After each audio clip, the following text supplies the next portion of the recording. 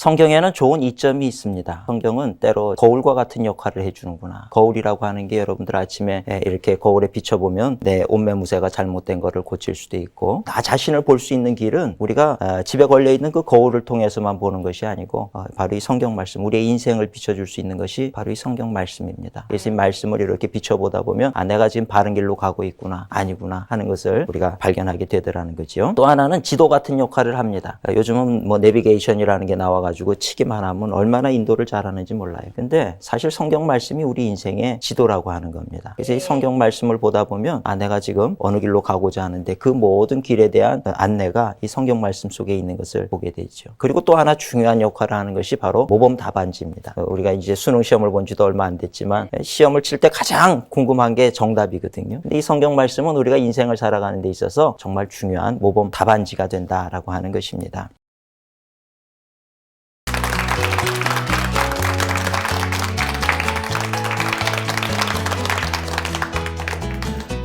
지난 한 주간 동안 승리하셨습니까? 네. 하나님의 은혜 가운데 항상 승리하는 우리 성도님들 되실 줄로 믿습니다. 네. 인생을 살다 보면은 어느 순간인가 또 이것을 결정해야 될지 저것을 결정해야 될지 우리가 고민을 하게 될 때가 참 많이 있습니다. 그럴 때 과연 누구의 말을 들을 것인지, 어떻게 해야 될 것인지 갈등하지 않을 수가 없더라는 거죠. 그때 저는 성경을 펼칩니다. 성경을 펴고 성경에 하나님께서 뭐라고 말씀하고 계시는가. 그 말씀에 귀를 기울이다 보면 지혜가 생기고 방법이 생기고 또 하나님의 인도하심을 받게 될 때가 많이 있습니다. 우리 성도님들도 어려운 날을 만날 때 성경을 펼치실 수 있는 그런 믿음의 사람들이 되시기를 바랍니다. 아멘.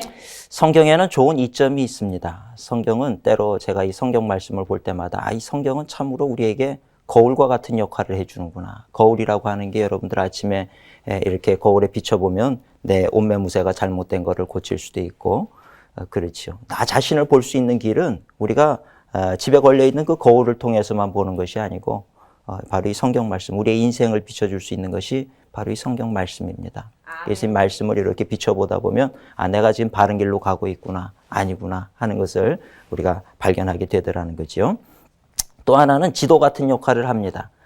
요즘은 뭐 내비게이션이라는 게 나와가지고 치기만 하면 얼마나 인도를 잘하는지 몰라요. 근데 사실 성경 말씀이 우리 인생의 지도라고 하는 겁니다. 그래서 이 성경 말씀을 보다 보면 내가 지금 어느 길로 가고자 하는데 그 모든 길에 대한 그 안내가 이 성경 말씀 속에 있는 것을 보게 되죠. 거울과 같은 역할, 또 지도와 같은 역할. 그리고 또 하나 중요한 역할을 하는 것이 바로 모범 답안지입니다.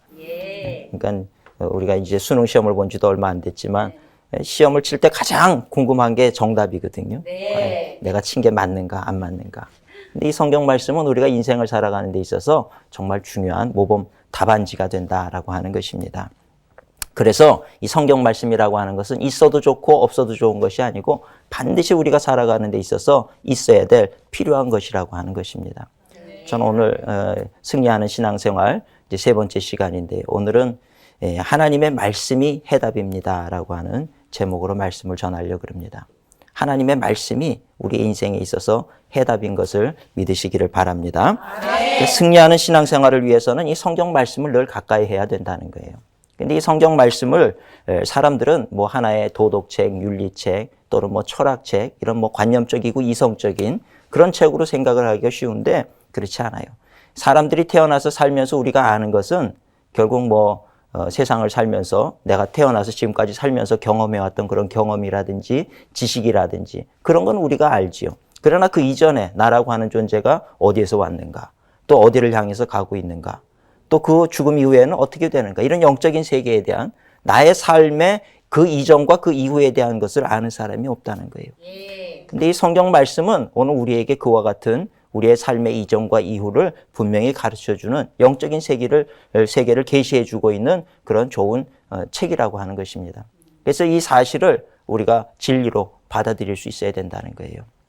세상 사람들은 성경 말씀 무시하잖아요. 이 진리 아니라고 생각을 하고 거짓말이라고 생각하고 그런 일이 어떻게 있을 수 있냐. 그건 전설이다, 신화다 이렇게 얘기하지만 그들이 어떻게 이야기하느냐가 중요한 것이 아니고 오늘 우리에게 주어져 있는 이 성경 말씀은 하나님의 말씀이고 진리의 말씀이고 우리가 알지 못하던 그 모든 것들이 이 안에 담겨 있다라고 하는 것을 우리가 알고 그래서 내 경험이나 지식을 의지하는 것이 아니라 하나님의 말씀을 늘 의지하고 살아갈 수 있는 그런 우리 성도님들이 되어야 될 줄로 믿습니다. 아멘. 또 하나 이 성경 말씀 속에 주어져 있는 귀한 것은 히브리서 4장 11절에 보면 하나님의 말씀은 살아있고 운동력이 있다. 그래서 좌우에 날선 어떤 검보다도 예리해서 우리의 혼과 영과 및 관절과 골수를 찔러 쪼개는 능력이 있다는 거예요. 그러니까 이 말씀은 그저 그냥 우리 생각의 차원이 아니라 이 하나님의 말씀이 선포되어질 때 어떤 변화의 역사가 일어난다는 겁니다.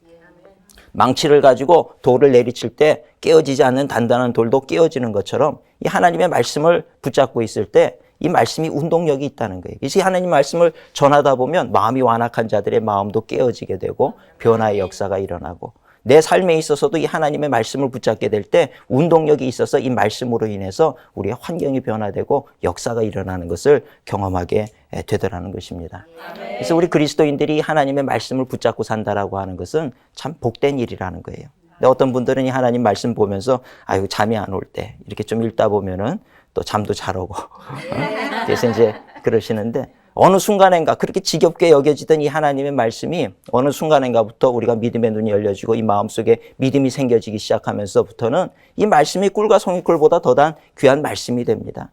저도 대학교 3학년 때 이 하나님의 말씀에 그냥 푹 빠졌어요. 그러다 보니까 이 하나님의 말씀을 읽는 것이 너무나도 귀한 거예요. 그래서 저는 학교를 다니면서도 대학교 가는 전철 안에서 이 성경책을 펴놓고 그 성경책을 읽기를 시작을 했어요.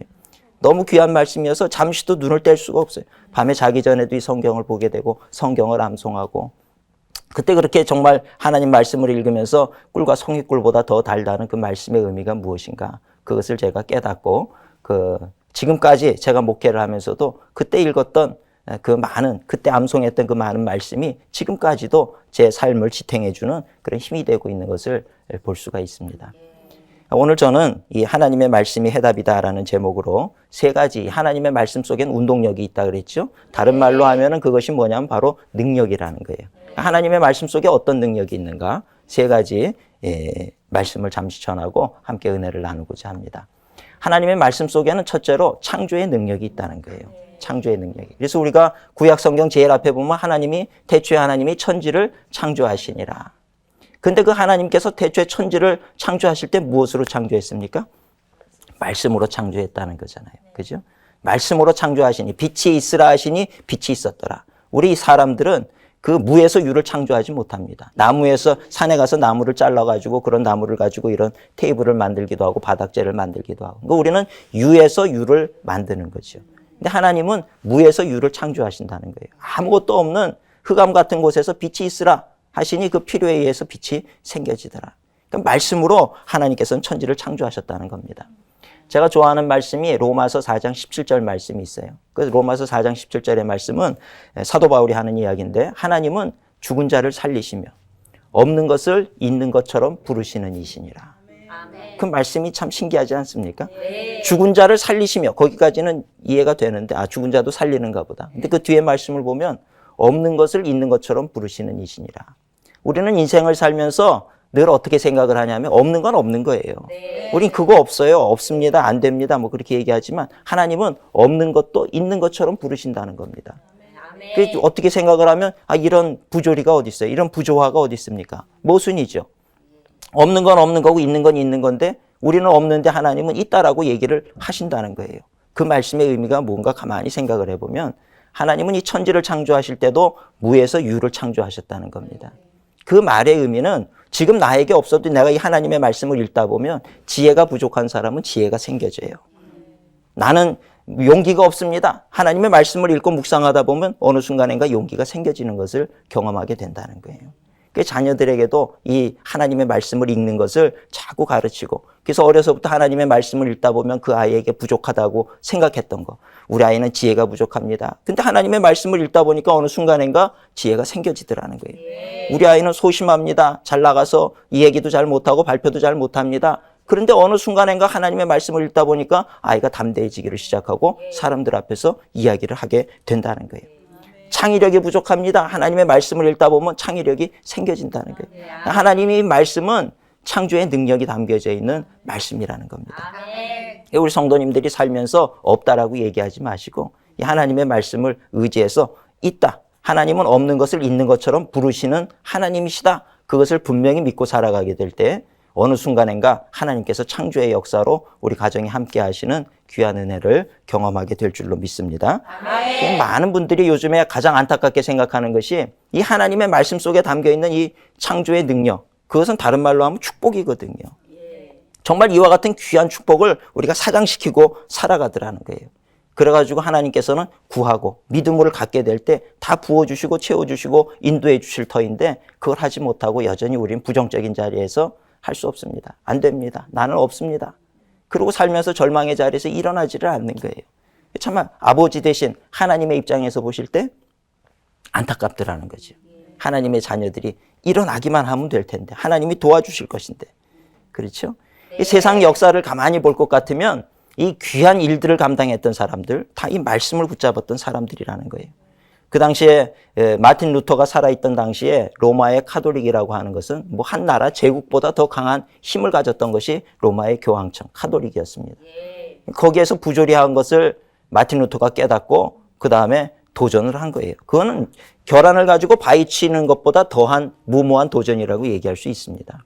한 나라의 왕도 세웠다가 폐위시켰다가 할 수 있는 게 로마 교황청인데 한 명의 무명의 수사라고 하는 마틴 루터가 그와 같은 일을 하려고 할 때 세상적으로 볼 때 그건 도저히 있을 수 없는 일이지만 그러나 그가 그런 일을 할 수 있었던 것은 이 마틴 루터가 하나님의 성경 말씀에 붙잡힌 사람이었기 때문에 그것이 가능하게 되었다라고 하는 것입니다. 감리교회 웨슬리라고 하는 존 웨슬리라는 분이 계시죠. 그분도 마찬가지예요. 그분은 별명이 한 책의 사람입니다. 하나님의 말씀을 붙잡았어요. 어떤 일이 있어도 이 하나님의 말씀 붙잡고 그리고 그 말씀에서 힘을 얻고 용기를 얻고 나아가게 될 때 그 당시에 부패하고 타락했던 영국 사회가 변화가 되고 나라가 변화되는 역사가 일어나게 되더라는 거죠. 그래서 이 하나님의 말씀을 붙잡은 성경의 사람, 하나님의 말씀의 사람은 세상을 변화시킬 수 있는 능력에 승리하는 사람이 되어진다는 것입니다. 그러니까 요즘에 우리가 이제 그 가정들을 제가 신방을 해보고 하면 자녀들이 바빠요. 어떤 아이들이 유치원생들부터 뭐 얼마나 학교를 갔다 오면 학원을 가고 영어 학원을 가고 미술 학원을 가고 밤에 늦게까지 그러고 집에 지쳐가지고 와요. 어른들보다 더 지쳐가지고 아이가 와서 그래요. 물론 세상 교육 그렇게 시키는 거 중요하지만 그러나 그 아이에게 가장 중요한 건 이 말씀 공부라는 거예요. 아멘. 그 시간에 10분의 1, 20분의 1 정도만이라도 하나님의 말씀을 읽는 것에 우리의 자녀들을 투자시킨다라고 하면 그 아이들은 정말 위대한 지도자로 성장하게 된다라고 하는 것입니다. 아멘. 이 말씀을 믿고 하나님의 말씀을 가르치고 우리 성도님들도 살아가면서 하나님의 말씀을 붙잡고 사는 우리 성도님들이 되시기를 주님의 이름으로 축원을 드립니다. 아멘. 두 번째로 이 하나님의 말씀 속에는 첫째는 창조의 능력이고 두 번째는 생명의 능력을 가지고 있어요. 생명을 살리는 능력이 이 하나님의 말씀 속에 있습니다.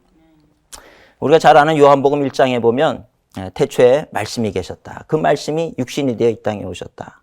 그 육신이 되어 이 땅에 오신 그 말씀이 누구냐 하면 바로 예수 그리스도라는 거죠. 그게 복음입니다. 사실 복음이라고 하는 거 우리가 늘 말은 하지만 복음을 한 단어로 줄여서 얘기를 하라 그러면 예수 그리스도예요. 예수님이 우리의 복음이 되시는 거죠. 그분이 우리를 죄와 저주의 사슬에서 우리를 끊으시고 우리를 구원해 주신 분이시기 때문에 예수 그리스도가 복음입니다. 근데 예수님께서 뭐라 그러셨냐면 나는 곧 길이요 진리요 생명이라. 그래서 이 하나님의 말씀이 있는 곳에 예수 그리스도가 있는 곳에 생명이 있다는 거예요. 그래서 예수님께서 죽은 나사로를 말씀으로 살리시잖아요. 말씀의 생명의 능력이 있기 때문에 나사로야 나오라. 세상 사람들은 안 된다고 했지만 예수님께서 나오라 하시니 죽은 나사로가 나오더라는 겁니다. 또 회당장 야이로라고 하는 회당장의 딸이 죽었어요. 사람들은 다 죽었습니다. 예수님은 아니다 잔다. 사람들이 비웃었단 말이에요. 그러니까 우리가 이 믿음을 갖는다는 게 참 그런 것 같아요. 우린 성경 말씀을 붙잡고 의지하려고 그러면 세상 사람들은 늘 우리를 조롱합니다. 비웃습니다. 그런 일이 있을 수 있느냐? 안 된다. 어리석다. 얘기를 하는 거예요. 근데 그 당시에도 나사로를 살릴 때도 예수님의 모습을 보면 특이한 것을 우리가 깨닫게 되는데 예수님께서는 죽지 않았다. 사람들은 죽었다. 살 수 있다. 사람들은 못 산다. 예수님은 말이 안 되는 걸 얘기하고 사람들은 말이 되는 얘기를 하는 것처럼 들리지만 결국은 누가 옳았습니까? 그렇죠. 시간이 지나고 보니까 예수님이 옳더라는 거예요. 그럼 돌문을 일단 치워봐라. 치웠어요. 나사로야 나오라. 그러니 정말 걸어 나오더라는 겁니다. 세상 사람들은 그걸 이해를 못하는 거예요. 믿음이 없는 사람은 이해를 하지 못하는 거죠. 그러나 하나님의 말씀은 우리의 생각을 초월하는 하나님의 능력이 있다라고 하는 것입니다. 그러니까 우리가 늘 이 하나님의 말씀을 붙잡게 될 때 생명력으로 충만한 인생을 살게 되는 줄로 믿습니다.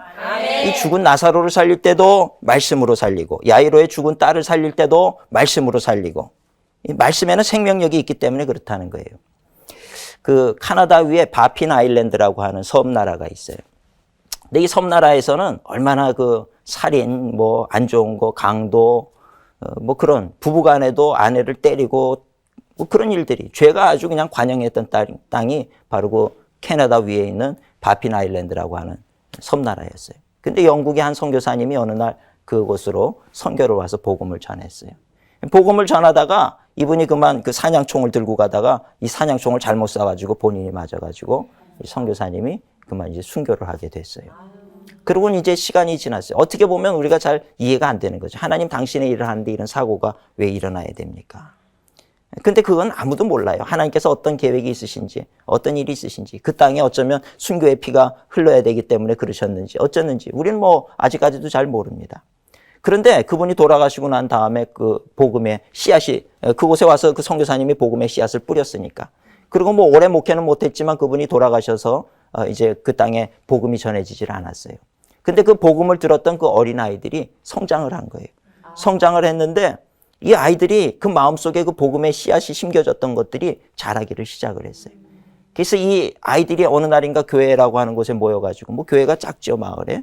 거기에 모여가지고 이 아이들이 기도를 하는데 막 성령의 뜨거운 역사가 나타나기를 시작을 한 거예요. 방언을 하고 굉장히 뜨거운 그런 신앙이 되기를 시작했어요. 근데 놀라운 것은 그들의 기도로 말미암아서 그 바핀 아일랜드 땅에 사는 사람들이 전부 다 교회로 점점 몰려오기를 시작을 하는 거예요. 하나님을 찬양하는 일들이 일어나고 그 땅의 사람들이 얼마나 하나님을 찬양하고 그렇게 변화가 됐는지. 근데 더 신기한 건 뭐냐 하면 그렇게 살인이 있고 나쁜 짓을 하고 폭력이 있고 그래서 살 수 없는 저주받은 땅처럼 여겨졌던 그 땅 가운데 회개의 역사가 일어나고 기도하니까 성령이 임하게 되고 하면서부터 놀라운 현상이 땅에서 꽃이 피어나기를 시작을 하는 거예요.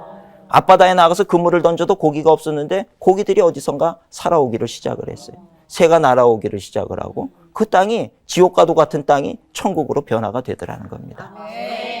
이 복음이라고 하는 것은 사람만 변화시키는 것이 아니고 환경도 변화시킨다는 거예요. 그건 왜 그렇습니까? 예수 그리스도는 모든 세상 만물의 구주가 되시기 때문이더라는 거예요.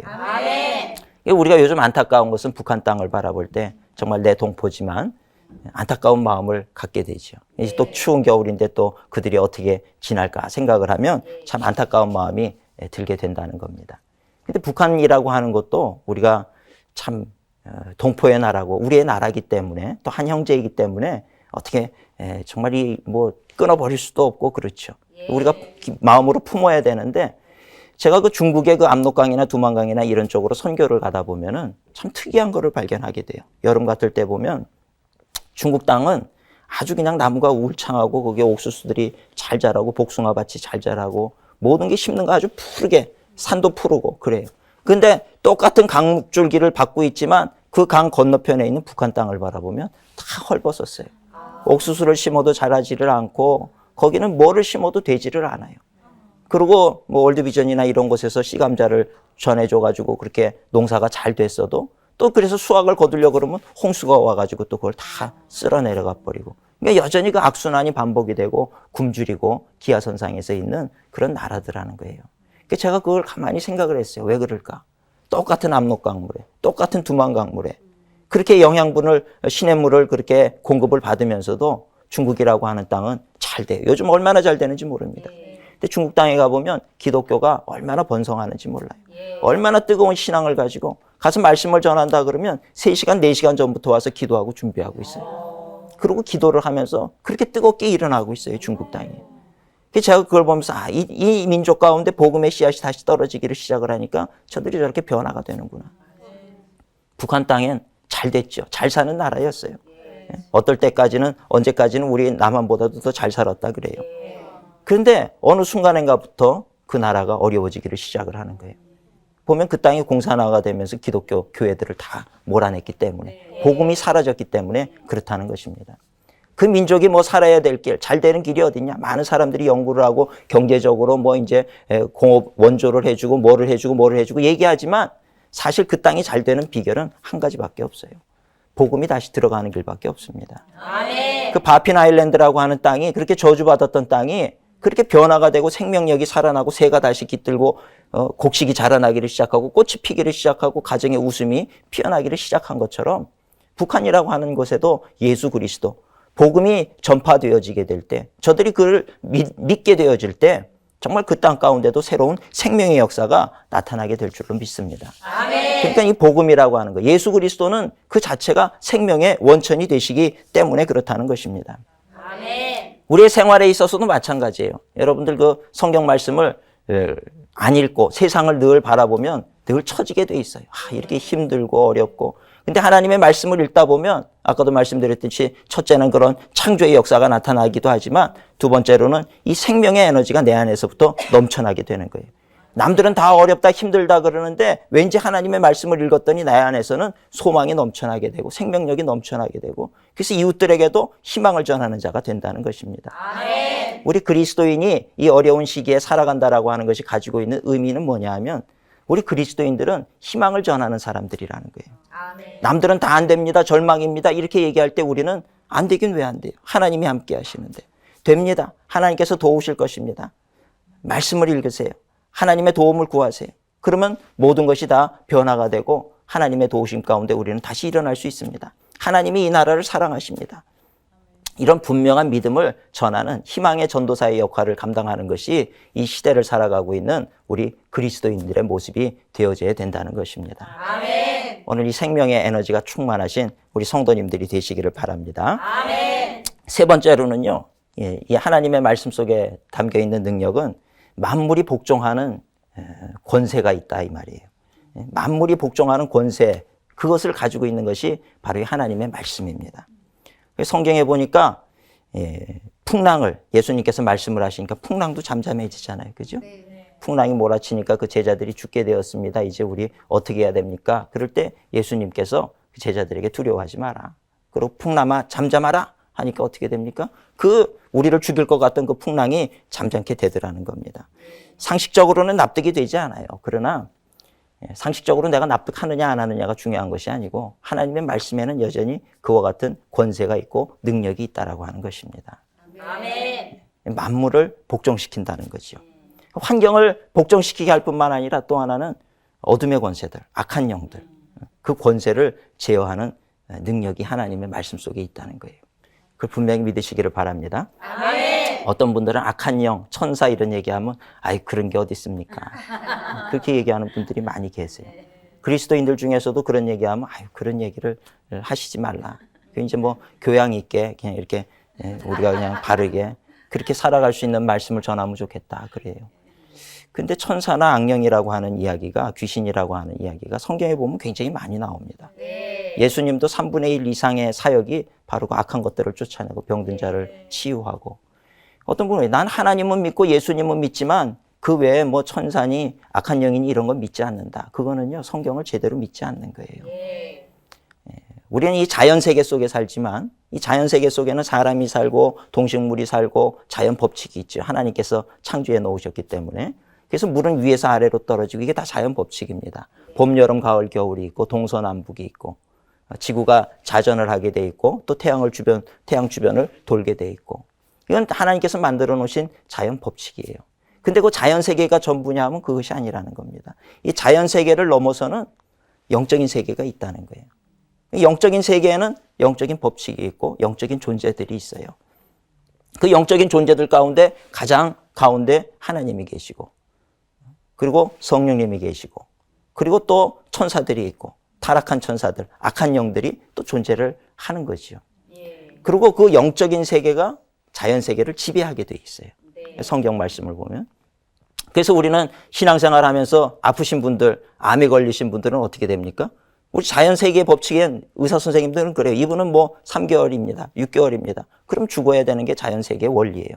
몸은 태어나서 자라다가 병들고 이제 노쇠해져 가지고 그렇게 이제 죽게 되는 게 우리 육신이 가지고 있는 특징이죠. 죽게 되어 있지만 그러나 우리는 하나님 앞에 엎드려서 기도하고 하나님의 은혜를 구한단 말이에요. 창조의 능력을 가지고 계시고 생명의 능력을 가지고 계시고 능치 못함이 없으신 그 하나님께 우리의 생명을 살려달라고 기도하고 히스기야도 그렇게 기도할 때 하나님께서 생명을 15년을 연장시켜 주셨던 것처럼 그 얘기는 뭐냐, 우리가 기도한다라고 하는 것은 결국은 나는 자연 법칙 속에 살아가고 있는 존재이지만 그러나 영적인 법칙, 자연 법칙을 다스리는 그 영적인 법칙에 내가 내 문제를 호소하는 것이 기도라고 하는 거예요. 그러니까 영적인 세계가 자연 세계를 지배하기 때문에 하나님의 능력이 우리 자연 세계 안으로 임하게 되어질 때 죽게 되어 있던 사람이 죽지 않는 거죠. 그것이 바로 우리는 영적인 세계 속에 살면서 자연 세계 속에 사는 사람. 이것이 바로 우리 그리스도인들이라고 하는 것입니다. 그러니까 오늘 우리 성도님들이 바로 이 하나님의 말씀은 그 영적인 세계에 대해서 우리가 무시하면 안 되는 거예요. 그리고 그 영적인 세계를 다스리는 권세도 하나님의 말씀 속에 있다는 것입니다. 그래서 우리가 예수님의 이름으로 악하고 더러운 영들은 이 아이에게서 떠나갈지어다. 명령을 할 때 그런 어둠의 영들이 떠나가는 역사가 나타나게 될 줄로 믿습니다. 제가 한번 목회를 하다가 그런 경험이 있었어요. 월요일날 쉬고 있었는데 전화가 왔어요. 목사님 교회 좀 빨리 와주세요. 그래서 무슨 일입니까? 그러고 이제 갔어요. 갔더니 중학교 2학년짜리 어린 여자아이가 악한 영이 들려가지고 막 소리를 지르고 막 이제 그러는 거예요. 그 어머니는 집사님이고 그 할머니죠. 외할머니는 권사님이시고. 근데 그걸 보고 놀라신 거예요. 어떻게 이런 일이 일어날 수가 있는가. 도대체 이 증세가 이게 뭔가. 애가 멀쩡하던 애가 하루아침에 막 교회 안 간다 그러고 소리를 지르고 뭔가 정상적이지 못한 그런 행동을 하니까 이게 도대체 무슨 일인지 놀라가지고 그래가지고 광림교회를 찾아왔어요. 그래서 교회 이제 1층에 있는 성전에서 기도를 하고 있는데 제가 이렇게 가보니까 어떤 남자분이 계시고 그리고 이제 그 아이를 위해서 찬송을 막 부르고 있는 거예요. 그 어머니는 놀라서 이 아이를 뒤에서 등 뒤에서 이렇게 끌어안고 있고 그 정신을 차리라는 거죠. 할머니는 권사님이신데도 어쩔 줄을 모르고 왔다 갔다를 하시고 이제 그러시는 거예요. 보니까 저는 첫눈에 보기에도 악한 영이 들렸구나. 이제 그걸 이제 알게 된 거죠. 뭐 그런 증세를 보면 멀쩡하던 아이가 갑자기 그렇게 되니까 그런 것이로구나. 이렇게 알았어요. 그리고 갔더니 언제부터 왔냐 그러니까 저녁 6시부터 제가 갔던 시간이 밤 10시가 넘었을 때인데 그러니까 뭐 한 4시간 동안을 그러고 이제 옆에 계신 분은 이제 그 아이가 이제 뭔가 영적으로 잘못됐다라고 하는 걸 알고 옆에서 이제 찬송을 불러주는데 찬송을 4시간 넘게 그렇게 부르고 있었던 거예요. 근데도 뭐 이 아이는 그냥 4시간 동안 온몸에 긴장을 풀리지를 않고 그렇게 소리를 지르고 제가 가서 보니까 누구시냐 이제 그분들이 물어봐요. 다른 교회 다니시던 분들이었기 때문에 제가 이 교회 목사입니다. 그리고 이제 이거는 성경적으로 이제 얘기를 했죠. 악한 영이 들려서 그런 거고 우리가 예수 이름으로 대적을 하면 쫓아내고 온전하게 될 수가 있습니다. 걱정하지 마십시오. 이제 그렇게 얘기를 했더니 이제 그 말에 적잖이 위로를 받고 그럼 목사님 어떻게 좀 해주세요. 그러시더라고요. 그래서 이제 제가 그 아이에게 머리에 손을 얹고 기도하기를 시작을 했어요. 기도하는데 제 마음속에 오늘 이 성경의 말씀에 대한 확신이 주어지더라고요. 하나님의 말씀에 능력이 있다라고 하는 이 말씀에 대한 확신이 있어요. 예수 그리스도의 이름으로 악한 영들이 쫓겨나갔다라고 하는 것이 신약 성경에 보면 얼마나 많이 나와 있는지 몰라요, 사실은. 근데 우리는 그걸 알면서도 활용을 못 하는 거예요. 찬송가를 4시간씩 해도 변화가 없어요. 그냥 찬송을 부르기만 해도 뭐 그것이 찬송을 안 부르는 것보다는 낫죠. 그러나 그렇게 부른다고 해서 그 찬송에 능력이 있는 것이 아닙니다.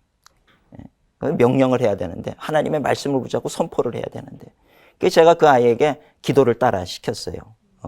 예수님 나는 주님의 자녀가 되었습니다. 주님의 자녀가 되었습니다. 이거를 이제 따라서 다 고백을 시키고 그리고 예수님의 보혈의 피로 내 죄를 사해 주셔서 감사합니다. 나는 죄로부터 자유케 되었습니다. 이제 그거를 이제 선포를 시키는데 예수님의 피로 그러니까 그걸 잘 고백을 못 하는 거예요. 떠듬떠듬해서 제가 머리에 손을 얹고 악한 영, 이 아이를 주장하고 있는 악한 영은 잠잠할지어다. 그리고 이제 그 고백을 이제 시킨 거죠.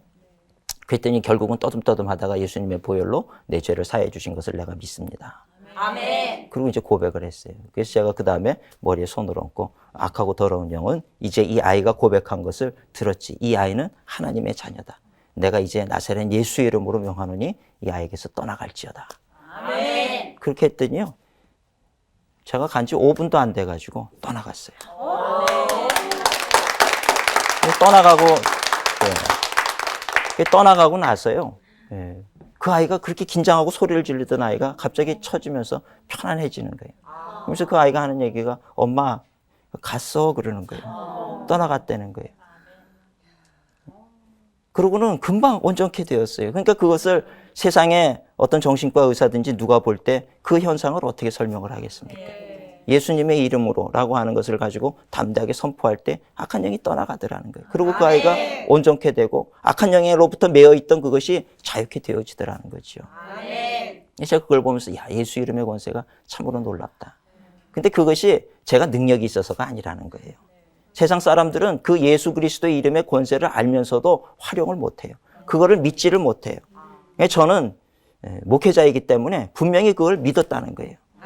그렇게 될 거를 믿었고 하나님의 말씀에는 능치 못함이 없다라고 하는 것을 믿었고 예수 그리스도 이름에 권세가 있다라고 하는 것을 믿었고 성경이 가르치는 것처럼 예수 그리스도 이름으로 명할 때 악한 영은 쫓겨가게 되어 있다라고 하는 그 영적인 원리를 분명히 믿었다는 거예요.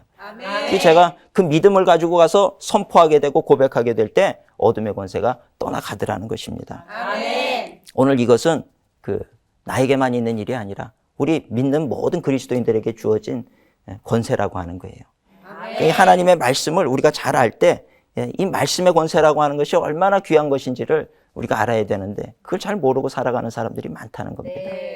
우리 성도님들이 인생을 살아갈 때 이 말에 자기가 내뱉는 이 말에 우리가 매이기도 하고 풀어지기도 하고 그래요. 그 말을 참 가려서 하셔야 되는 거예요.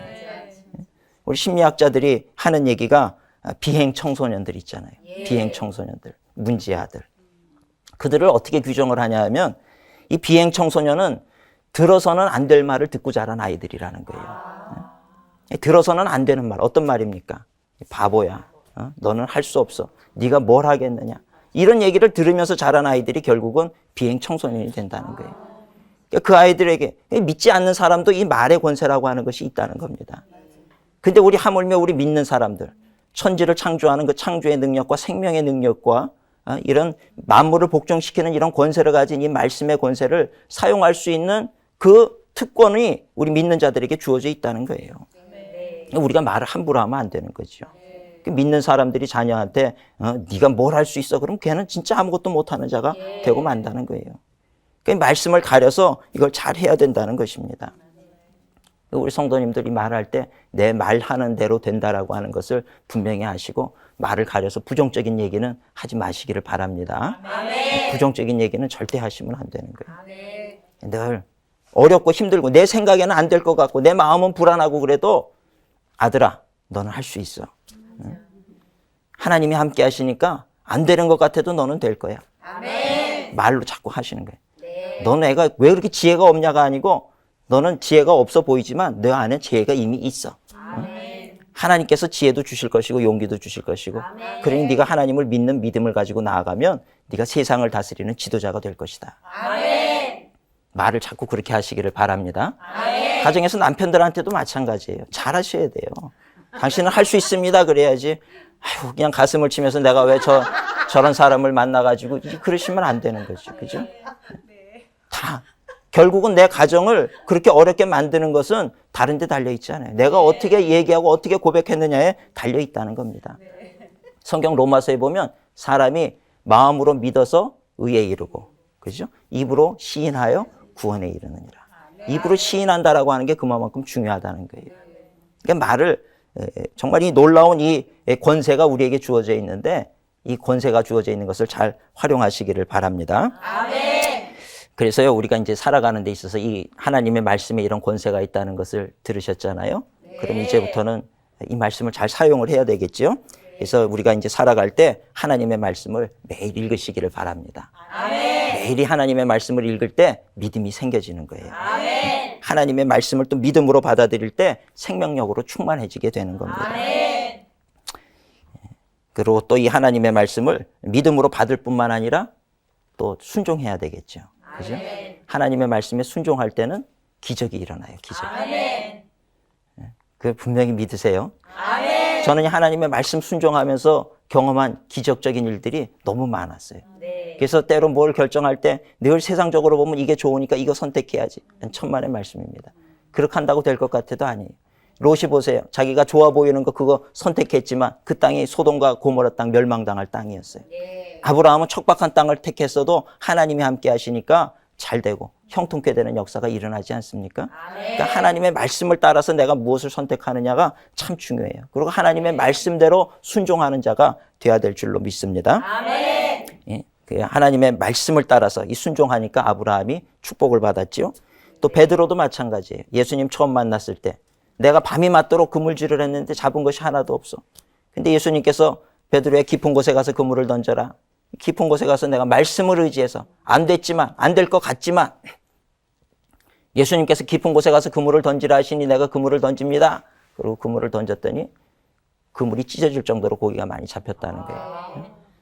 전문가지요. 고기 낚시하는데 전문가예요. 베드로는. 예수님은 목수였고 자존심이 있지 어부가 목수의 말을 듣겠습니까? 그런데도 말씀에 의지하여 그물을 내립니다. 그리고 그물을 던질 때 잡혔다는 거예요. 순종할 때 축복을 받게 돼 있다는 겁니다. 신명기 28장에도 보세요.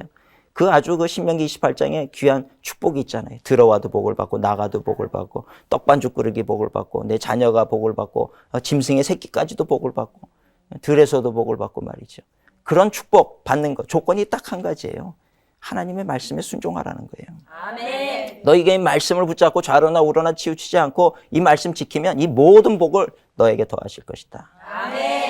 그러니까 순종할 때 축복도 받고 기적도 경험하게 되는 겁니다. 말씀에 순종할 때 성경에 보세요.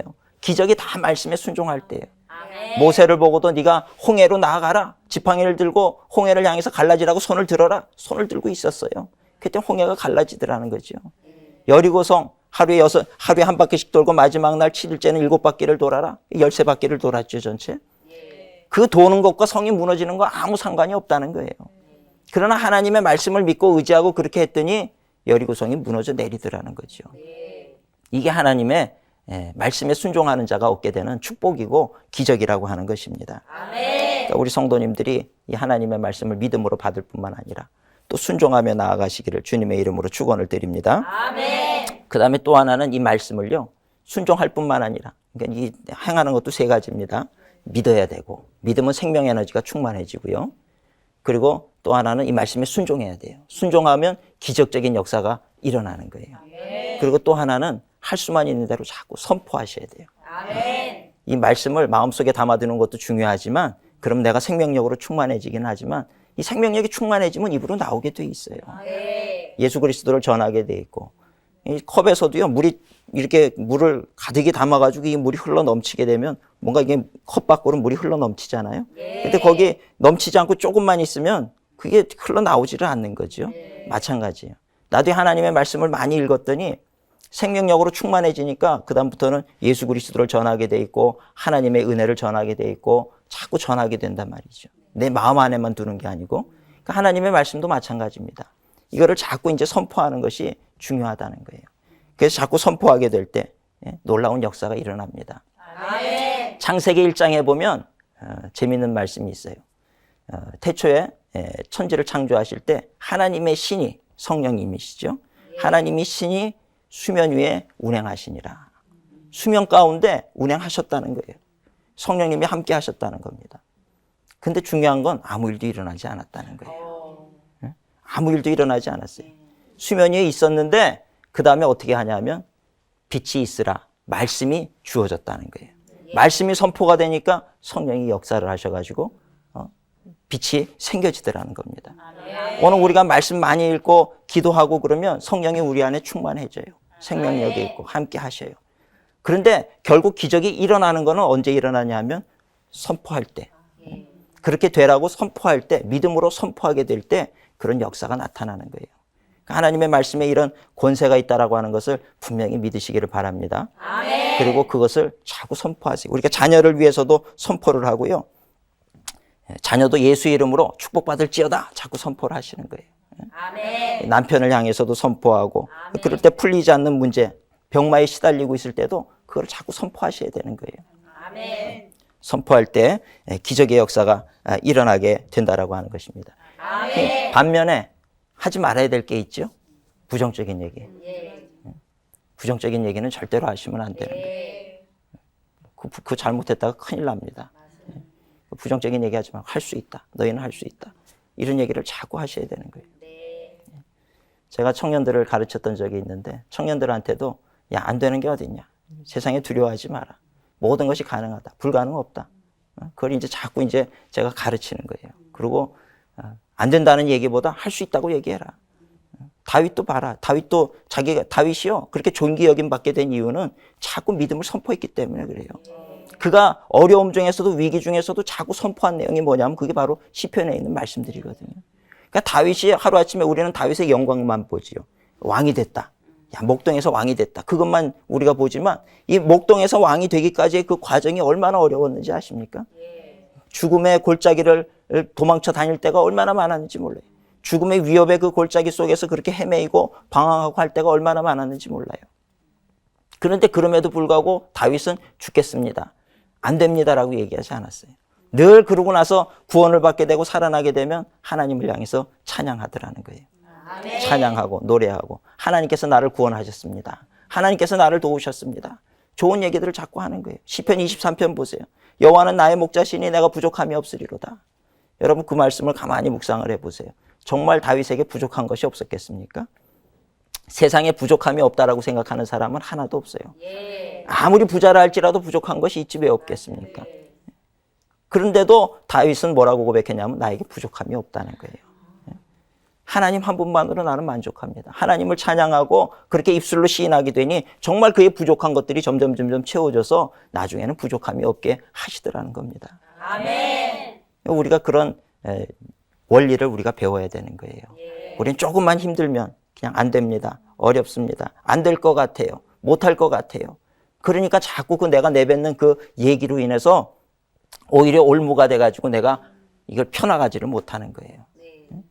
이제 저희 교회에서는 제가 이제 규칙을 우리 성도님들한테 지키라고 그 규칙을 드립니다.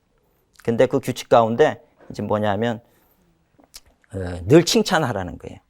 하루에 한 번씩 자녀들 칭찬하고 남편 칭찬하고 또 아내 칭찬하고 부모님 칭찬하고 만나는 이웃 칭찬하고 늘 칭찬하는 삶을 사는 거. 이걸 규칙으로 정해가지고 그렇게 이제 그 칭찬을 서로 하게만 하는 거죠. 저는 연말이 될 때 놀라운 기적의 역사가 일어날 것을 기대하고 있습니다. 아멘. 우리 성도님들도 늘 서로를 이렇게 칭찬할 수 있는 그런 우리 성도님들이 되시기를 바랍니다. 아멘. 부정적인 얘기하지 말고 그렇게 칭찬을 하다 보면 놀라운 기적의 역사가 일어나게 될 줄로 믿습니다. 아멘. 그래서 늘 주님 안에서 승리하시는 우리 성도님들이 되시기를 주님의 이름으로 축원을 드립니다. 아멘. 경청해 주셔서 감사하고 한 주간 동안도 또 믿음으로 승리하시는 모든 성도님들 되시기를 바랍니다. 아멘. 감사합니다.